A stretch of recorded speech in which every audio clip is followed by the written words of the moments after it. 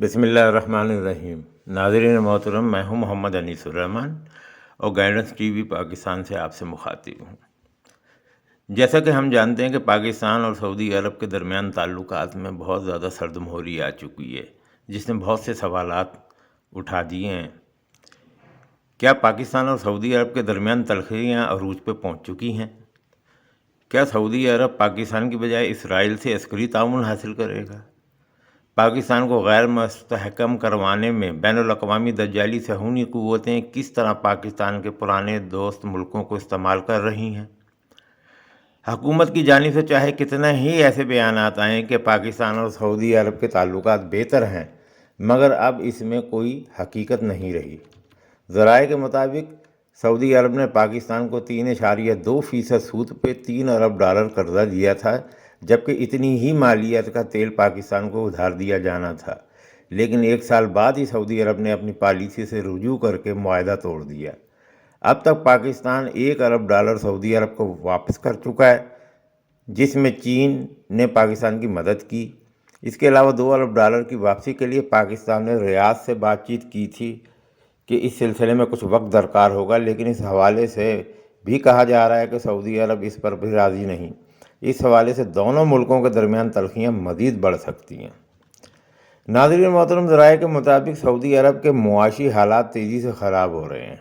سعودی آرامکو تیل کمپنی کا منافع جو پہلے $120 ارب سے بھی زیادہ ہوتا تھا، اب گر کر صرف $35 ارب رہ گیا ہے۔ یمن کی جنگ پہلے ہی سعودی عرب کو کنگال کر چکی ہے، جس کا آج تک کوئی نتیجہ نہیں نکل سکا۔ اس سارے تناظر میں ہی بہت سے اہم ذرائع کا خیال ہے کہ اسرائیل اور امریکہ پہلے ہی ایران کا خوف استعمال کر کے تمام خلیجی ملکوں کو اپنی گرفت میں لے چکے ہیں۔ اس کے علاوہ ماضی میں پاکستان نے عملاً یمن کی جنگ میں سعودی عرب کا شریک بننے سے انکار کر دیا تھا، اس لیے سعودی عرب مستقبل کے ایرانی خطرات سے نمٹنے کی حجت پر پاکستان کی بجائے اسرائیل کی عسکری مدد حاصل کرنے کا سوچ رہا ہے۔ لیکن یہ سب کچھ اس وقت عمل پذیر ہوگا جس وقت سعودی عرب باقاعدگی سے اسرائیل کو تسلیم کرنے کا اعلان کر دے گا۔ ناظرین محترم، اس حوالے سے ہم پہلے بھی یہ بتا چکے ہیں کہ سعودی عرب کو امریکی الیکشن کے نتائج کا انتظار تھا کہ اگر ٹرمپ کامیاب نہ ہوا تو وہ امریکہ کی نئی انتظامیہ کو خوش کرنے کے لیے اسرائیل کو تسلیم کرنے کا اعلان کرے گا، تاکہ خطے میں اس کے مفادات کو امریکہ اور اسرائیل سے کوئی خطرہ نہ رہے۔ اس بات کا ادراک اسرائیلیوں کو بھی ہے، اس لیے وہ سعودی اعلان کے معاملے میں زیادہ بے صبری نہیں دکھا رہے تھے۔ اہم ذرائع کے مطابق اسرائیل کو تسلیم کرنے کے بعد سعودی عرب میں عوامی رد عمل شدید ہو سکتا ہے، جہاں پہلے ہی شاہی خاندان کے خلاف اندر ہی اندر لاوا پک رہا ہے۔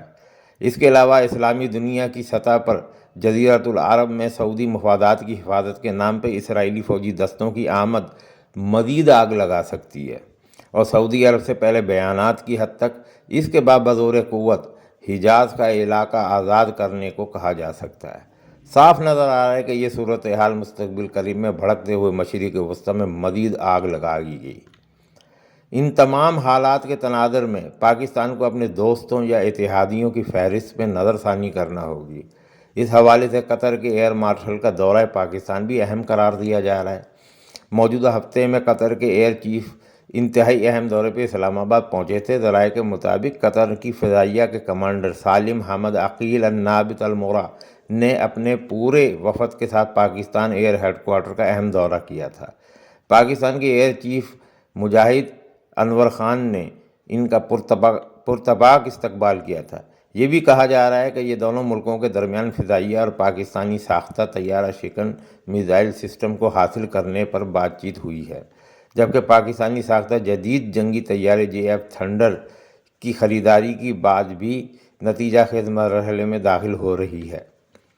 ناظرین محترم، قطر اور سعودی عرب کے کشیدہ تعلقات، اس کے بعد قطر اور ترکی کے انتہائی اچھے تعلقات، اور اب پاکستان اور قطر کے درمیان تعاون کی نئی راہیں کھلنا، اس تناظر میں پاکستانی پالیسی سازوں کی نظر میں قطر کے ایئر چیف کا یہ دورہ انتہائی اہم تصور کیا جا رہا ہے۔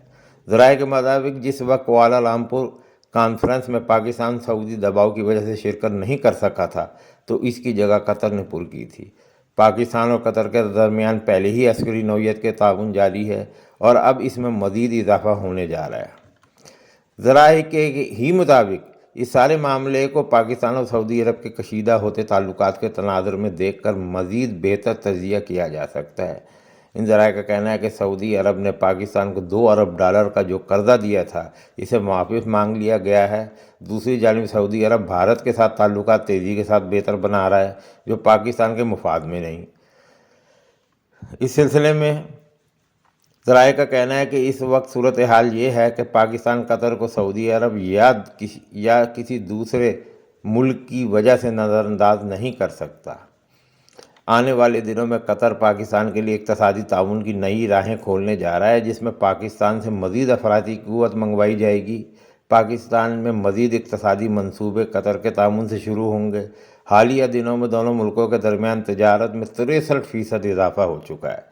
اس کے علاوہ سب سے اہم، دونوں ملکوں کے درمیان عسکری تعاون کے شعبوں میں مزید تعاون بڑھایا جائے گا، جبکہ پاکستانیوں کے لیے پہلے ہی ویزے کی سہولت آسان کر دی گئی ہے۔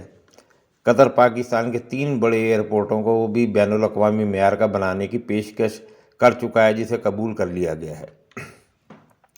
ناظرین محترم، ذرائع کے مطابق بھارت کو سب سے زیادہ تشویش اس بات پر ہے کہ قطر کے پاس بھی رافیل طیارے ہیں، اور گزشتہ نومبر میں پاکستانی پائلٹوں کے ایک گروپ نے قطر کے ان رافیل طیاروں کو اڑانے کی تربیت بھی دونوں ملکوں کے درمیان تبادلہ افسران پروگرام کے تحت لی تھی۔